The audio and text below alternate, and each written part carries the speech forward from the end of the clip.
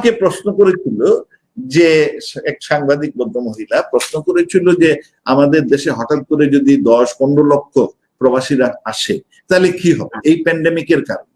তা আমি বলছিলাম যে প্যান্ডেমিক হওয়ার ফলে এমনিতেই আমাদের অর্থনীতিতে বড় দশ বেশ শক্ত মানে কষ্ট আসবে, কারণ আমাদের মেজর ইনকাম এক্সপোর্ট এটা ধাক্কা খাচ্ছে, আমার রেমিটেন্স ধাক্কা খাচ্ছে। এর মধ্যে যদি ওনারা আসে সেই 10-15 লাখ, আমি বলছি যে এরা আসবে না, এরা অনেকেই স্মার্ট, অনেকেই আসবে না। তবে যদি একসাথে আসে সমস্যা হবে। আমাদের দেশে ইতিমধ্যেই যথেষ্ট আনএমপ্লয়মেন্ট আছে, অনেক লোক বেকার, বিশেষ করে শিক্ষিত যুবকের বেকার সংখ্যা যথেষ্ট বেশি।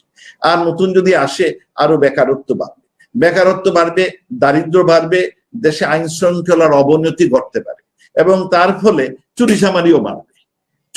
আমি প্রবাসী চোর সেটা বলিনি, আমি বলছি দেশে যেগুলো লাইকলি হ্যাপেন, দারিদ্র বাড়লে, আনএমপ্লয়মেন্ট বাড়লে নিশ্চয়ই আপনার দেশে চুরিচামারি বাড়বে, আইন শৃঙ্খলার অবনতি ঘটবে। কিন্তু এটারে কোনো দুষ্ট লোক এটারে ঢং বানিয়ে, টুইস্ট বানিয়ে প্রচার করছে। এই যে লোকগুলো যারা এই ধরনের প্রচার করছে এরা আসলে খুব দুষ্ট লোক। এরা সময় এইসব দুষ্টামি এক একটা করে, যখন কিছু বললেন তখন তাদের টুইস্ট করে এবং তাদের একটা অভ্যাস হয়ে গেছে সবসময়। আপনার মনে আছে যখন নেত্রী বললেন যে আমরা ডিজিটাল বাংলাদেশ হবো, কি মস্কারা, আমি এখনো মনে আছে। এই আমার বহু প্রবাসী আমার বন্ধু বান্ধবরাই মস্করা করতে করতে বাংলাদেশ ডিজিটাল হবে, যেখানে কোনো এরা কিছুই বুঝে না, আর সে করবে। যখন নেত্রী বললেন যে আমরা খাদ্যে স্বয়ংসম্পূর্ণ হব 2009 সালে, উনি বললেন যে আমরা 2013 সালে খাদ্যের, তখন লোকের হাসি যে পাগল নাকি বাংলাদেশ খাদ্য স্বয়ংসম্পূর্ণ। কিছু লোক এই ধরনের আছে।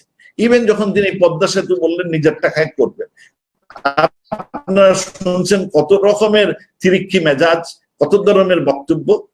We have some group of people like that, ওরা নিজেদের প্রতি বিশ্বাস নাই, ওরা অবিশ্বাসের মধ্যে থাকে, আর তারা এই কোনো একটা ছুতা দিয়ে ঝামেলা তৈরি করতে চায়। যেমন নবাবজাদা, আমি বলেছি নবাবজাদা তারা, যা আমাদের দেশের নবাবজাদা আমরা কারে বলি, যে কোনো আইন কানুন মানে না, সে কোনো নীতি মানে না, সব সে নিজের চালে চলে, তাকে আমরা বলি নবাবজাদা। তো ওই যে কয়েকজন 20-25 জন যারা আমাদের দেশের কোনো আইন মানবেন না, দুনিয়ার কোনো আইন মানবে না, তারা নবাবজাদার না তো কি। দিস ইউএস গভর্নমেন্টের কাছ থেকে একটা আর্জেন্ট মেসেজ আসলো যে তারা 22টা আইটেম, ওই যখন প্যান্ডেমিক আসলো আমাদের তখন অত বিকট আকারে ধরে নাই, তখন তারা ইউএস বলল যে তোমাদের দেশ থেকে আমরা 22টা আইটেম এই যে প্যান্ডেমিক মেডিকেল ইকুইপমেন্ট কিনতে চাই, আমরা তোমাদের থেকে এটা চাই। আমরা বললাম যে দেখি এটা তো আমি আর জানি না, তো আমরা আমাদের যারা গার্মেন্ট ব্যবসায়ী সেই এফবিসিসিআই তারপরে বিএজিএমএ ওদের ডাকলাম, বললাম ওরাই তোমাদের বলতে পারবে যে এই জিনিসগুলো তোমরা দিবে কি। জিনিসগুলো কি, হেড কাভার, শু কাভার, পিপিই, এই নানান ধরনের জিনিস। তো তারা চাইলো এইগুলো, আমরা তখন ব্যবসায়ীদের ডাকলাম, এর মধ্যে তারা আরো 3টি যোগ করলো, বললো 25টি আইটেম আমরা চাই। আমাদের ব্যবসা ধর বললাম যে দেখো তোমরা যদি এটা করো, আমরা গভর্নমেন্ট তো এটা বেচাকেনা করি না, তোমরা ব্যবসায়ীর সাথে হবে। আমরা আমাদের ব্যবসায়ীদের সাথে তাদের অ্যাম্বাসেডারের খাতির করে দিলাম, পরিচয় কমিউনিকেশন করে দিলাম।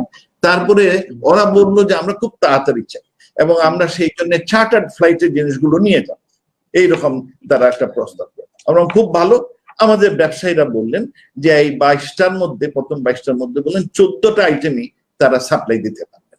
হ্যাঁ, তারপরে ওরা এই নমুনা পাঠালেন তাদের দেশের স্পেসিফিকেশনের জন্য, তারা একটা স্পেসিফিকেশন দিল, আমাদের ওনারা তাদের নমুনা পাঠালেন, তারা ডিজাইন কিছুটা এই দিক ওদিক করলো। এই করে পরবর্তীতে আমাদের ব্যবসায়ীরা এই তো গত ঈদের দিনে প্রায় প্রথম যে হচ্ছে গিয়ে 65 লক্ষ পিপিপি। আপনি জেনে খুশি হবেন আমাদের ব্যবসায়ীরা so smart, my hats off to them. যখন এই প্যান্ডেমিক আসলো, পিপিপির অভাব, আমাদের ব্যবসায়ীরা এই কাপড় বানানোর বাদ দিয়ে এই পিপিপি বানাতে লাগলো।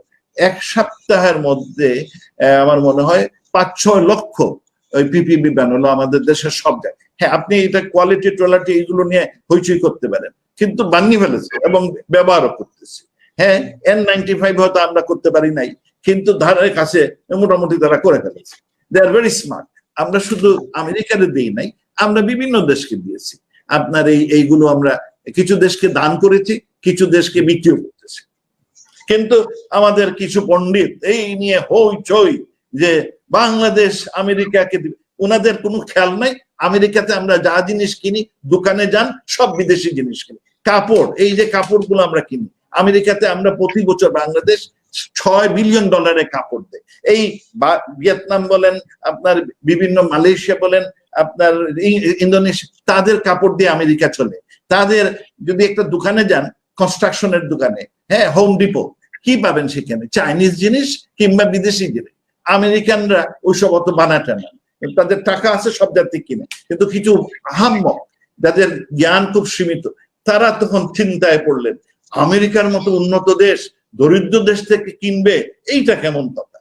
তাদের জ্ঞান খুব সীমিত। আমি আল্লাহর কাছে প্রার্থনা করি তারা যেন জ্ঞানটা আরো বাড়ে।